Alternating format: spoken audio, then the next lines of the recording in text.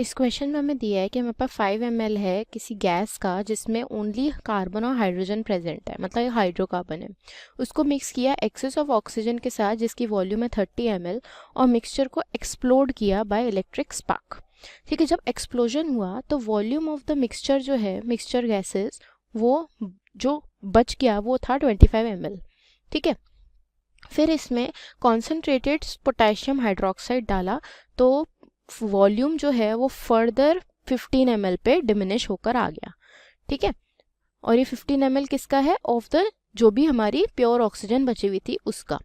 अब सारी वॉल्यूम्स को अगर हम रिड्यूस कर दें एनटीपी पे तो molecular formula of hydrocarbon gas जो यूज है वो क्या होगा? तो हम कहते हैं let formula of hydrocarbon is CXHY। अगर इस इक्वेशन को लिखे ये हो जाएगा CXHY plus O2 gives CO2 plus H2O। ठीक है, ये कंबशन की इक्वेशन होगी। तो यहाँ पे इसको बैलेंस करते हैं तो ये हो जाएगा सबसे पहले XCO2, देन ये हो जाएगा Y/2 O2। ठीक है, और ऑक्सीजन को बैलेंस करेंगे तो ये हो जाएगा X प्लस Y/4 O2। ठीक है, इस तरीके से ये बैलेंस हो गई इक्वेशन। ओके, अब यहाँ पे हमें गिवन क्या है? सबसे पहले गिवन है volume of hydrocarbon that is 5 ml, volume of O2 30 ml, then volume of unused O2 कितना दिया हुआ है हमें? डिमिनिश हो गई किस पे? 15 ml पे। ठीक है, तो अगर हम रिमेनिंग वॉल्यूम की बात करें, रिमेनिंग वॉल्यूम वो कितनी हो गई? 30 minus 15 is equal to 15 ml। अब जब एक्सप्लोजन हुआ तो वॉल्यूम ऑफ CO2 कितनी बची आफ्टर एक्सप्लोजन? तो यहाँ पे क्वेश्चन में दिया हुआ है 25 ml बचा। ठीक है, तो ये हो जाएगा 25 ml। और volume of CO2 before explosion, अभी हमने देखा था यहाँ पे कितना था बिफोर एक्सप्लोजन, वो कितना है? 15। तो जो वॉल्यूम ऑफ CO2 प्रोड्यूस हो रहा है वो कितना हो रहा है? 25 minus 15 that is equal to 10 ml। Volume of हाइड्रोकार्बन हमें कितना दिया हुआ है? 5 ml। तो अगर यहाँ पे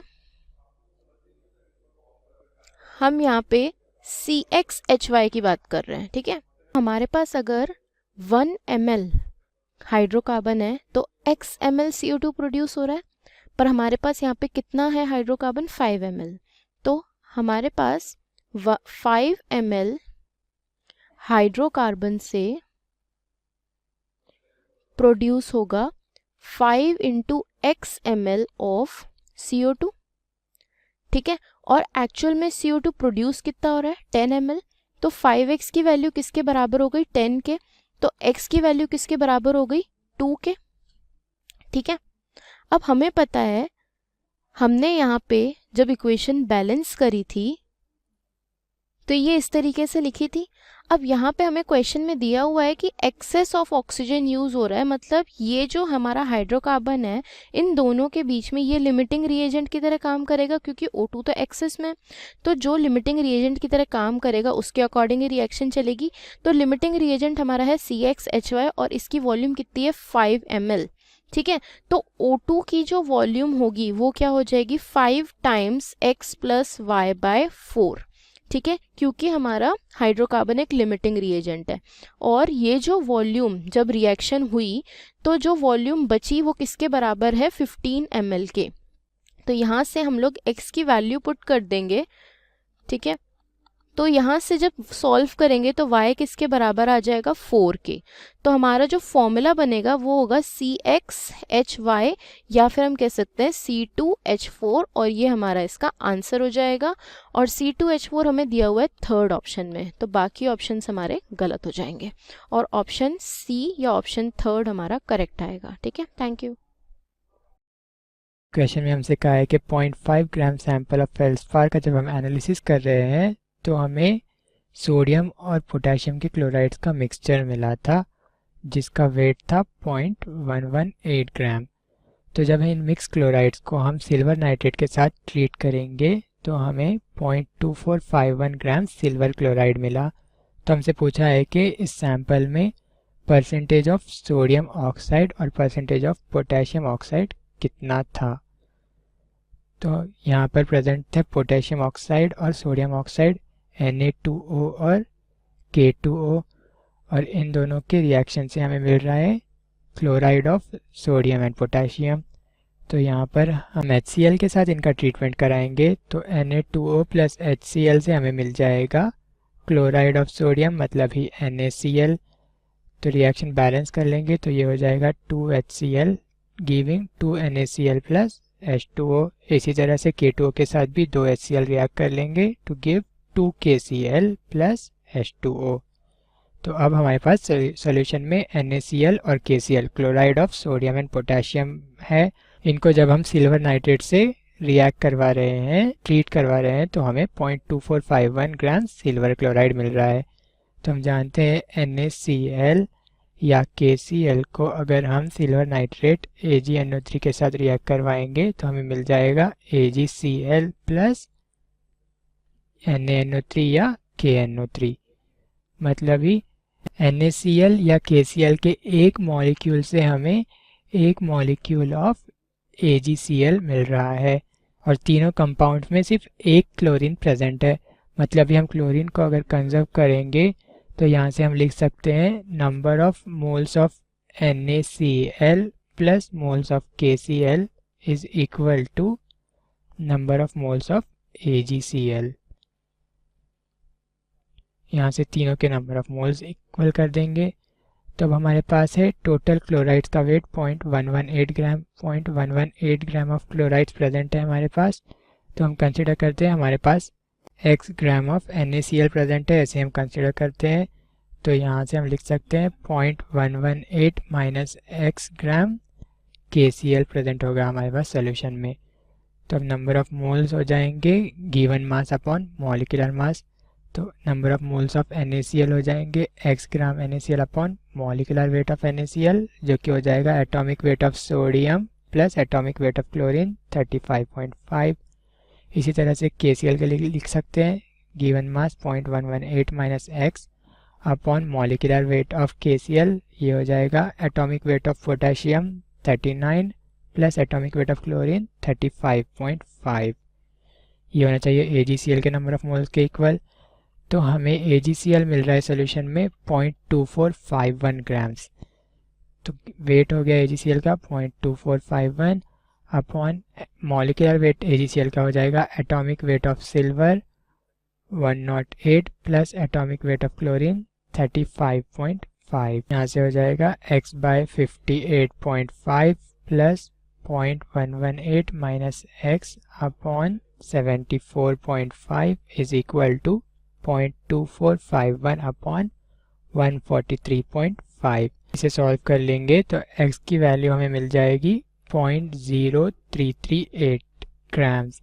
अब x हमने कंसीडर किया था weight of mass of NaCl, तो NaCl का मास हो गया हमारे पास x ग्राम। इसी तरह से KCl का मास था 0.118 ग्राम, तो लिख लेंगे मास of NaCl in sample is 0.0338 grams, और मास ऑफ KCl हो जाएगा 0.118 माइनस 0.0338, तो ये हो जाएगा 0.0842 ग्राम्स। तो अब mass of NaCl mass of KCl है, इनसे हम नंबर ऑफ मोल्स निकाल लेंगे। Number of moles of NaCl हो जाएगा mass of NaCl upon molecular weight. Mass है हमारे पास 0.0338 grams. Molecular weight of NaCl हमने निकाला है 58.5, तो ये हो गया 0.0338 अपॉन 58.5। इसी तरह से number of moles of KCl निकाल लेंगे। मास ऑफ KCl हमारे पास है 0.0842 grams upon molecular weight of KCl 74.5 grams हमने निकाला था, तो ये हो गया 74.5। ऊपर हमने देखा था कि दो क्लोराइड कंपाउंड्स बनने के लिए एक ऑक्साइड का कंजम्पशन हो रहा था। मतलब ही यहाँ पर हमें जितने भी क्लोराइड के मोल्स मिल रहे हैं इनके हाफ हो जाएंगे number of moles of oxide. तो यहाँ से नंबर ऑफ ऑक्साइड मोल्स निकाल लेंगे, तो number of moles of oxide Na2O हो जाएगा half of moles of chloride half of moles of NaCl, मतलब ही हाफ ऑफ 0.0338 अपॉन 58.5। तो यहाँ से मास निकाल लेंगे, मास ऑफ Na2O हो जाएगा number of moles into molecular weight, number of moles है half into 0.0338 upon 58.5 into molecular weight of Na2O हो जाएगा 2 times atomic weight of sodium 23 plus atomic weight of oxygen 16। तो यहाँ से ये हो जाएगा 0.0338 अपॉन 58.5 इंटू 62/2, जिसकी वैल्यू होती है 0.018 ग्राम्स।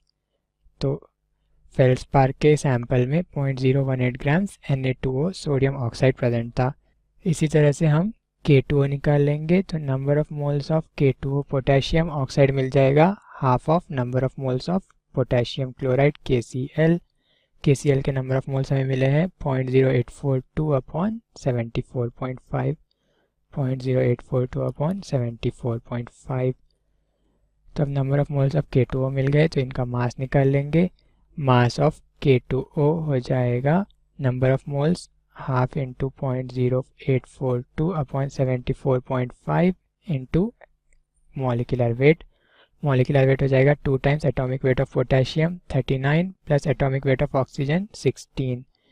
तो यहाँ से मास हो गया हाफ ऑफ 0.0842 अपॉन 74.5 इंटू 94। तो यहाँ से मास ऑफ K2O हमें मिल जाएगा 0.053 ग्राम्स।